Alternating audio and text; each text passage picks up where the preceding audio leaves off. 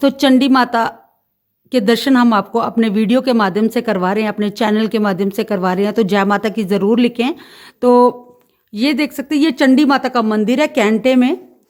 तो यहाँ पे जो भी मुराद मांगी जाती है वो पूरी होती है। इनके पूरे इतिहास के बारे में हम पुजारी संजू जी से बात करेंगे, संजू मास्टर जी से।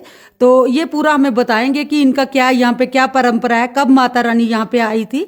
तो ये पूरे इतिहास के बारे में आज हमें बताएंगे। तो सर जय माता दी। जय माता दी।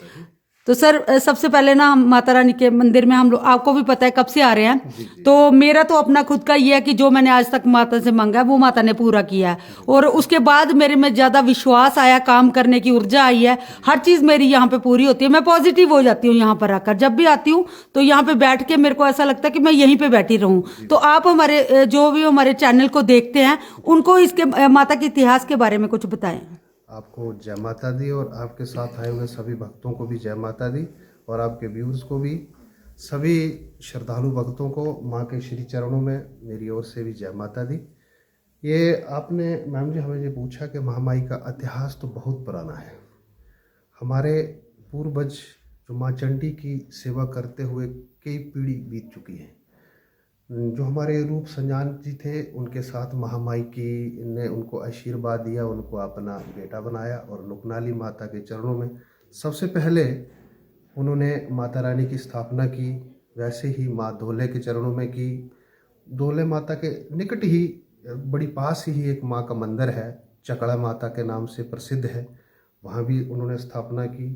हमारे यहाँ इधर कुंड में भी एक माँ चंडी का मंदिर है, वो उन्होंने ही स्थापना की है। उसी टाइम के ये प्राचीनिक स्थान है। और यहाँ हमारे उन्हीं वंशज के जब आगे हुए तो उन्होंने यहाँ पे भी स्थापना की।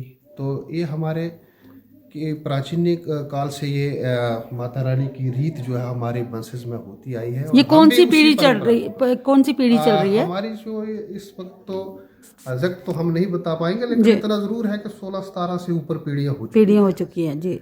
और माता रानी के चरणों में हम, मेरे से पहले मेरे दादा श्री जी वो माता की सेवा करते थे। अब वो अपने परम धाम स्वर्गलोक में पधार चुके हैं, और उसके बाद महामाई की सेवा का जो सारा सौभाग्य मेरी है। और हम तब से, मुझे 25 साल माता के चरणों में सेवा देते हुए हो गए हैं।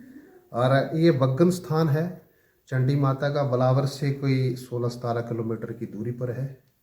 आप भी यहाँ कई बार आती हैं। और बिलावर से कटली की तरफ। जी जी जी जी। और यहाँ ज्येष्ठ मंगलवार को माँ चंडी के दरबार में एक भंडारा भी होता है, और माता के चरणों में कीर्तन सत्संग भी होता है।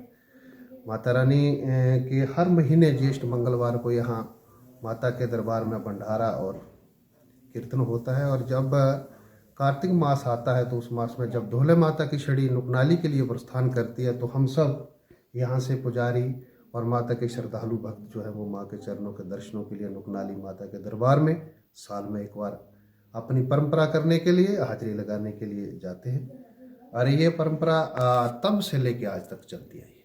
तो ऐसा कहा जाता है कि जैसे धोले माता का जो है वो नुकलानी में रहती हैं, वो कौन सा टाइम होता है, किस टाइम? जो जिस तरह से अब जो हमारे पीछे वाला जो मास हुआ, इससे जो 30 लास्ट वीरवार होता है, जो हमारे लास्ट वीरवार को माता रानी का धोले माता का दरबार बंद हो गया था।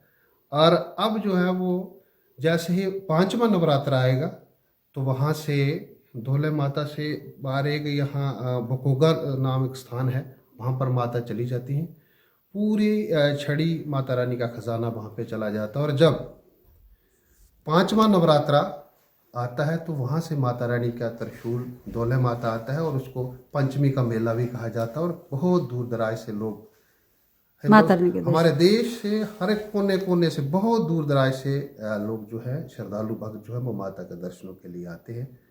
और जब कार्तिक मास का 3रा मंगलवार आता है तो माता रानी की छड़ी यात्रा जो है वो नुकनाली माता के लिए प्रस्थान करती है। जय माता।